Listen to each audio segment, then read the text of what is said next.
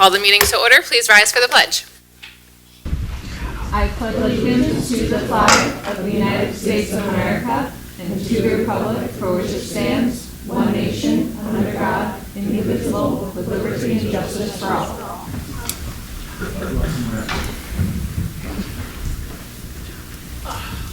First item on the agenda today is to take a moment of silence for the passing of Walter Wally Grumman, a community volunteer, and I'm going to turn it over to Bill to state a few words. I think a lot of us knew Wally. That's who we referred to him as. But Wally was a huge community volunteer, huge community activist to move Horsham forward. He was a longtime program director of College Settlement. He really dedicated his life to helping and serving young people, and he thrived on environmental education. And that's what he did at College Settlement for many decades. He was very active in the Hoops organization, Horsham Youth Basketball Association, for many years. Helped out for many, many years at Horsham Day with our basketball tournament at Horsham Day. Many parks and rec programs that we had back in the 90s and early 2000s. I started off here in the 90s as the director of Parks and Recreation, and back in those years, I was it. The township had no staff, had no money, and I was it. And Wally was always there for me. If I called him and asked him, I need some help to run a program, to run an event, didn't even hesitate to say what was happening in his personal life. Always stepped up if Horsham needed him and needed his expertise and his help running programs and events. So I know he probably doesn't think so, but I think his legacy will live on for many generations here in Horsham and around this region. As we know, many of the children that come to College Settlement during the summer come from Center City and Philadelphia and North Philly, and he touched many of those lives. So he went way beyond Horsham Township with touching lives, and I think his legacy will live on for generations to come. So his celebration of life is January 23rd from 12 to 3:30 back in our community center. The actual service in the community center is from 1 to 2 that day, but we just wanted to say a few words about Wally and all the good that he did here in Horsham. And I just wanted to make a few comments. I went to high school with his son, KC, and then later spent time with his younger son, Mark, and their mother, Pat, at the Rock Gym in Doylestown. He was also a basketball commentator. My children went through Hollowell Elementary School after his time at College Settlement. He would come back for an annual event every fall and do campfire stories with Mr. Wally. So he easily reached thousands of children with that influence, that joy of the outdoors. And most recently saw him last year at the College Settlement Gala and then at the Horsham Center for Jewish Life. And he just brought a smile to everyone's face that saw him over time. So thank you for having a moment of silence tonight.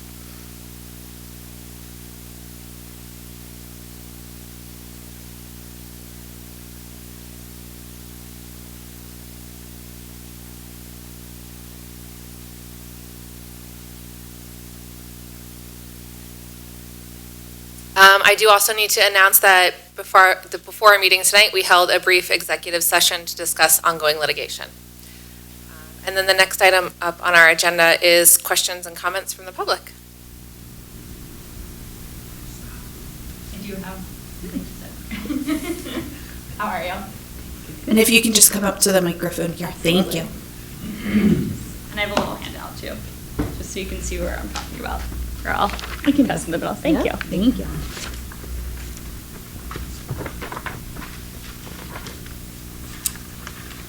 That should have been a pile. Oh, I thought it was. I got it. Go ahead. All right. Good evening, everyone. My name is Ashley Donnelly. I've been a Horsham resident for about 5 years now, and more importantly, I'm a mom of 2 young children. So I also would like to extend my congratulations to the new council members. So congrats. It's very exciting. And what's your address? Sorry. I'm at 408 Maple Avenue. Thank you. Yeah, right behind the pretzel factory. Gotcha. Okay, thank you. So I was particularly heartened to read Vice President Shunke's recent comments regarding her commitment to representing all residents and prioritizing our quality of life. Her specific focus on preventing accidents by addressing visibility issues and blocked views resonated deeply with me and then the rest of us on Maple Avenue. In May 2024, I stood before the council to raise concerns about speeding and visibility at the corners of Maple and Myrtle Avenues, as you can see in the picture there. A subsequent police study showed that while vehicles were traveling at concerning rates, the average speed didn't meet the technical threshold for a stop sign. However, as the new council has noted, quality of life is about more than just data averages. It's about the near misses and visibility issues that make streets feel unsafe. Since 2024, we've seen a significant increase in delivery trucks and cut-through traffic using our neighborhood as a bypass for local shopping centers, restaurants, and bars. And I think we just want to be proactive here, not reactive. In October 2024, a neighbor's camera captured a truck speeding so fast in the middle of the night that it completely obliterated their mailbox, and they also fled the scene. There's a documented police report for this hit and run. This time it was a mailbox, next time it could be a child. When I last voiced these concerns, I was told an accident needed to happen before a stop sign could be considered. We now have had that accident. I believe property damage of this scale is more than enough reason to act.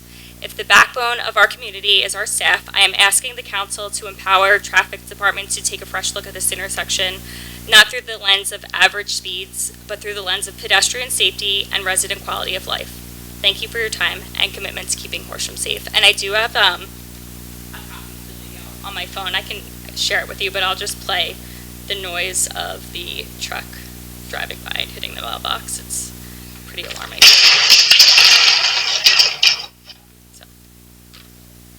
I have a question. So first, thanks for coming and speaking. Yes, of course. You mentioned through traffic, and I've been here. I know the pretzel factory very well. Yeah. But is there signage anywhere there about like no through traffic? I'm just also trying to think of other angles that we could, come from. I'm open to obviously more than just a stop sign. Yeah. Yeah. There's like a slow down sign, but again, I don't think anybody's really. Nothing about. Okay. I can where'd it go? I can reference for more information, but I don't think it would be legal to put a no through traffic sign on a public road. So I see where you're going. Yeah, Say it again. like local delivery. Oh, for trucks. Yeah. Okay, well, yep. Bill, sorry. Yeah, it is a challenging. I know Ms. Donnelly, right? Yes, Donnelly. Probably it's tough for her to, it's challenging for us to have a positive response. There are just many factors to this where, the stop sign, there are standards for stop signs. You can tell us to put up a stop sign, it would be considered an illegal stop sign. So if there was ever an accident there and an attorney found out that we put up a stop sign that didn't meet standards of the state and PennDOT, we would be even in bigger trouble. And in addition, if a judge found out that it was an illegal stop sign and our police wrote a ticket for someone running the stop sign, the judge would throw out our ticket.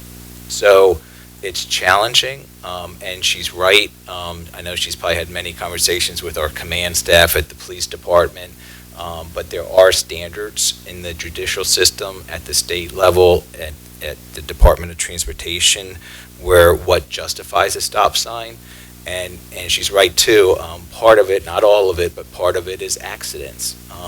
Car accidents, I hate to say it, but fatalities, they look at all of that to see if a stop sign's justified. It is challenging when you say no through traffic. Our paving program is funded through the state, so liquid fuels. So if you start to come too restrictive, part of the and I don't think when you say truck traffic, it's probably a pickup truck that hit that. Yeah, that was a pickup truck. That wasn't, an Amazon delivery truck. I don't think you have tractor trailers going down your street, semis, No, because they I wouldn't be wouldn't. able to make the the turn at the end. Yeah, on occasion, but nothing. But, but if you through traffic, we could put up signs, local traffic only, to try to discourage, but they would be unenforceable. We did that down at Hill Pine and Johnson. I don't think it has much of an effect. Myself, when the Wawa was built and PJ Willihan's and the CVS, that neighborhood was concerned about cut-through traffic. So we did add signs along Drescher at each of the roads saying local traffic only. We can do that. If you want to, we can do that. We can have more conversations with the chief and our traffic engineer to talk about, possible methods, that other tools in the toolbox that we could maybe utilize. Whatever we want to do, we want it to be enforceable, whatever we do. I mean, I do think which I think the police did take a look at this, but I still think there's a visibility issue making a left onto Maple from Myrtle. You really have to kind of inch out there to see. And I mean, there's some like shrubbery there too, but there's a large tree that just takes up a lot of the visibility. I have a photo too. When you say that again, when you're making a left? Making a left onto Maple off of Myrtle, so away from the pretzel factory. You find most of the traffic that's racing is headed towards Horsham Road to make that red light if it's green. It's actually the other way, I feel. They're coming from Horsham Road. Horsham, Do we have any rules around speed hump? Well, so that's further conversations, because that's something that's been suggested before. There's what's been shared with me is that then sometimes the neighbors that would be right in front of the speed humps get irritation from the sound that's made by them, because then that's a constant irritant also. Now, that's not a fatality, right? Like that, and if it does slow people down and is effective, it's certainly worth being part of the toolbox of things to consider. And, there are standards of speed, so the police did conduct a speed survey out there. There's always going to be someone speeding, and the problem with speed humps is, where do you stop? So if you grant someone speed humps on their street, why not mine? Well, so and then you have speed humps all through the township that had to be maintained. And if you drive through other townships, they just don't do them because there's more cons than pros. You see them on private driveways in shopping centers and commercial retail. In fact, we have a couple of rubber ones out here, but they're driveways, they're not roads. So there's more cons to speed humps, and you go down the hole where we get complaints, all the time about speeding. All the time. That was every going to be my street, follow-up. every road, cul-de-sacs. So cul-de-sacs. how can we have It's a societal conversation about, because it does seem to be systemic, right? It is a It's continual everywhere. issue. Can we come up with I guess what I don't want to happen is that we have people coming to us with concerns and we have nothing that we can do, and we're not, right, so not doing anything is also not solving anything. So how can we maybe put together a few ways to combat this, with these continual issues that come up? Can we, how we have and I don't know if this, how we have that mobile speeding flashing thing? Yep. You just mentioned these rubber speed humps. Are we allowed to put them temporarily in neighborhoods? Like we put the temporary, no? Is that a no-go? No, we have tools in the toolbox, Okay. and we do. The police take the complaints very seriously, and they have a queue of where those radar signs go, because everyone wants them all the time. Yeah. So we rotate them around town, so again, it's a societal problem. It's everywhere across the country, and we honestly get complaints from people that live in cul-de-sacs about people speeding in the cul-de-sac, and it's everywhere. I wish I had the answer. Our goal is to try to reduce it. We're not going to stop it. How are we trying to reduce it? Through those radar signs, we have that tool in the toolbox. We have other strips, signage that we put on our speed limit signs. I think it's on Maple Avenue. It is, yeah, and we obviously it's not highlight, doing anything, so. No one looks at stop signs, no one looks at speed limit signs. I think they would at least slow at a stop sign, even if they're not coming to a full stop, just coming off of Horsham onto Myrtle there. If we can't put a stop sign, can we put a slow sign? Like drive slow? Yeah, like just other sign. I don't know. That's the, Did you say that usually that the already speed limit exists or sign. no? It does, yeah, It there's a does. sign that's like Okay. in yellow. I'm Okay. not sure exactly Got what it it. says off the top of my head. Also, I love this. Thank you. Have you tried? Can you just stand on the corner? Myself, I might get hit, so I don't know if No, that's we don't a want good idea. that. You mentioned that putting a stop sign in there without, I'm assuming, the traffic study supporting it would be illegal to do. So the traffic study needs to support it for us to legally put a stop sign in place there. Is that accurate? Yes. Okay, and is speed the only factor for I'll that let traffic maybe study? Eric go What are on some that. of the other factors? So it's similar to traffic signals. It's called a warrant analysis. Uh-huh. So is it warranted? And so it could be speed, it could be visibility, it could be crash data, right? I know multiple mailboxes have been hit. Yeah, like, so there's a number of things that go into it. Do the mailboxes count as crash data?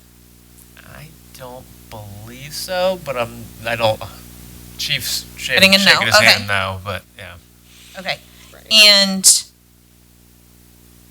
okay, I just have some ideas ruminating. This is not the last we're thinking of this. I just want to Yeah. reassure you of that. I know that this is your daily life, and we want to make sure that your children are safe, that you are safe, that your neighbors are safe as well, Yeah. that all of the people visiting Philly Pretzel Factory are safe too. I appreciate that very much.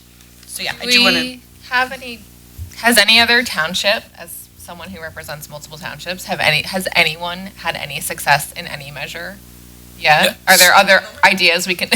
No, we're not going to go there, ladies. So we have done traffic signal warrant analysis for plenty of municipalities, and it has turned, some are warranted, some are not, and when they are warranted, then you guys pass an ordinance or resolution, and Public Works goes and installs it. So, I mean, there is a, is the warrant analysis different than the traffic study that's already it's the been same done? thing. It's the same thing. It's the same Yeah, thing? yeah. Okay. Have any other municipalities have had success in things that aren't just getting a warrant analysis that says you can have a stop sign? So there's other municipalities that have what they call a traffic safety committee, which could be someone from Public Works, someone from the police department, someone from the administration, the engineer, whoever, that starts putting these lists together of not just your specific area, but other areas, and they try to prioritize what's going to have the most benefit for the most resident. I mean, because how do you prioritize? And so there's a whole another set of things that need to go into it. But they meet monthly, like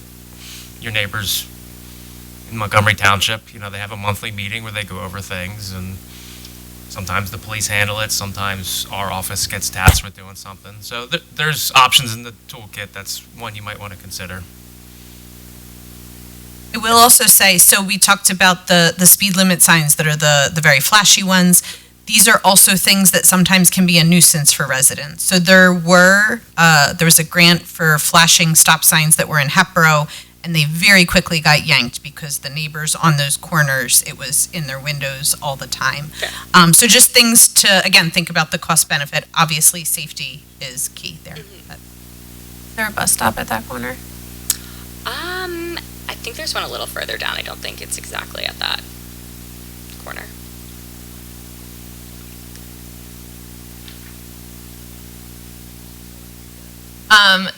So I think that we will discuss and see what other solutions maybe we can come up with. It is something that we hear in front of us multiple times a year, I would say. So this is not unique, and I think it is something that we are all concerned about. So I would like to help figure out how we can help. Yeah, no, I appreciate that very much, yeah. And when is it best for me to follow up? I was going to say if you could leave your phone number with Dennis, so I can reach out to you. Okay. And then maybe we can have the chief, myself, the engineer, come out and talk and look and see, what options we have to help. Okay, that would be great. Yeah, and again, I'm happy to share the video too. So, thank you so much. Thank you for coming.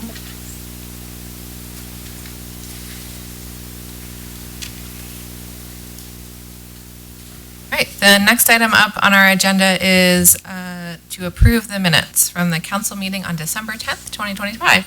I move to approve the minutes as presented. Second. Been moved and seconded. All those in favor say aye. Aye. Any opposed? The next item up is the treasurer's report. The balance in the general fund as of December 31st, 2025, and thus the balance carried forward into 2026 is $4,874,871.44.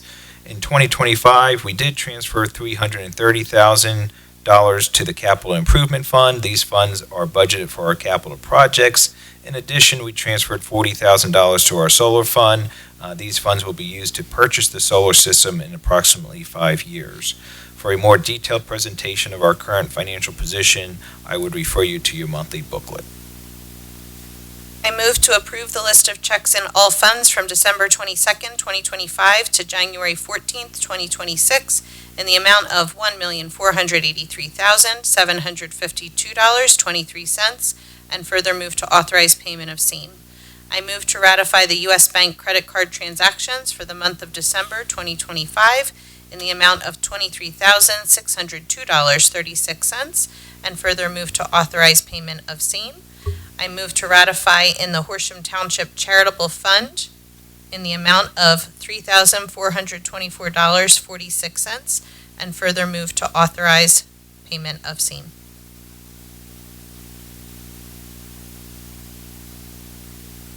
Do you have a second? Second. It's been moved and seconded. All those in favor say aye. Aye. Any opposed? Okay. The next item up is the consider the results of the Horsham Road and Tournament Drive traffic signal modernization project. So as council knows, this project is replacing the signal at Tournament Drive and Horsham Road, the one in front of the high school. Aesthetically, it's going to look very nice because it'll match the new black pedestrian lamps that are on Horsham Road. And it'll be a nice gateway into our high school and into the Commonwealth Corporate Center. And similar to the Drescher Road and Horsham Road intersection project, each of the 4 islands we are removing impervious concrete and adding plants and flowers. So we're adding more pervious coverage to the intersection and also making it aesthetically pleasing, hopefully to attract and retain companies in our Commonwealth Corporate Center. But we were also happy with the results. We have 6 bids. As council also knows, we have done many traffic signals in the recent past, and the price has been very high. This is the first one that we've seen the price start to come down. So we got I'll just start. The highest bid was from DePaul and Company, $979,107.78. Then Lenny Electric Corporation for $775,253.61. Marino Corporation, $755,965.80. Plymar Construction Company, $737,588.50. Armour and Sons Electric, $729,295.75. And T. Schieffer Contractors, $708,769.80. So out of the 6, 5 I think were pretty close, but we were expecting what the highest was in the 900,000 range. So we were very happy with the bids and that they were competitive. But in your meeting packet this evening, staff is recommending the lowest responsible bidder, T. Schieffer Contractors, for the award. Motion. I move to award the Horsham Road and Tournament Drive bid to T. Schieffer Contractors in the amount of $708,769.80 and hereby authorize execution of the contract for same. Second. Been moved and seconded. All those in favor say aye. Aye. Any opposed? All right. And then the last item up is to authorize the solicitation of the following bid for ADA ramps.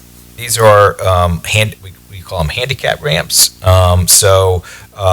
This is part of our paving project each year. As I said earlier, we use state monies, state funds, which is the gas tax, to fund the paving of our roads.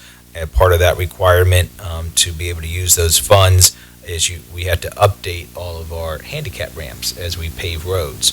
So it's a higher number this year just because of the roads that have to be done this year. So it's 40 ADA ramps. They're usually $5,000 a ramp. This is also part of the reason why you had to have that small tax increase this year but hopefully we'll get back down. Usually our paving project is 10 to 15 ramps. So hopefully next year the roads that have to be done will be less. But we want to get out early for these ramps so the contractor has time to get them done before June and our paving project starts. I had a quick question. Did the standard color of these change? I feel like I saw, are they brick red or blue? Blue. They're blue. Are some brick red? Okay. Okay, thank In you. Horsham we do blue. None of them are red. I would say maybe, I wouldn't say none of them, but Okay. very few. Some private sidewalks might be more red. Okay, yeah. But anything we own has been blue for years. Thank you. But And you put that in your specifications. So Yes. there, before we made it standard, yellow, blue, green, red. So we said, let's get it standard moving forward, not just for township projects, but private projects. I think I noticed it at Meeting House in Moreland most recently, and it seemed different, but that's fine. Okay. could be. Yeah. I'm not going to say, No, yeah. don't worry, I'll start logging. I move to authorize the solicitation of bids for ADA ramps and further authorization, advertisement of the same. Second. And moved and seconded. This is a voice vote. All those in favor say aye. Aye. Any opposed? Ayes have it.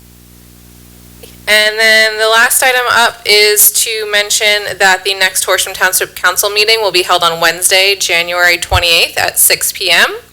Also would like to announce that the Freezer 5K is this Sunday, January 18th at Simmons Elementary School, and day of registration is allowed, and it starts at 8 a.m. Also on that same day, and in a very similar location, is the Horsham Winters Farmers Market, and that will be at the Horsham Township Library from 10 to 1. And our last item is to remind everyone that there is a Read Local Author Showcase that will be Saturday, February 28th at the Horsham Township Library from 2 to 4. And with that, we can adjourn.